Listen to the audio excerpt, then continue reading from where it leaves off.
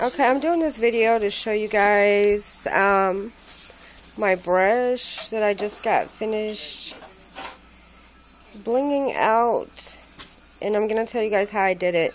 This is the clear brush, the cleared stem brush from Sally's, and all I did was I took a piece of sandpaper and I sanded this down a little bit, and I broke the tip so it wasn't so pointed, or you know how they slant or whatever.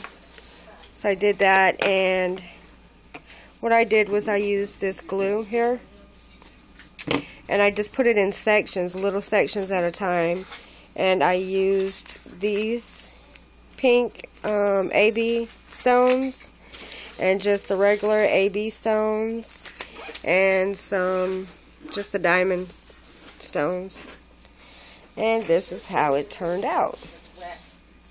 It took me about an hour and a half to do it though, because it's like tedious work.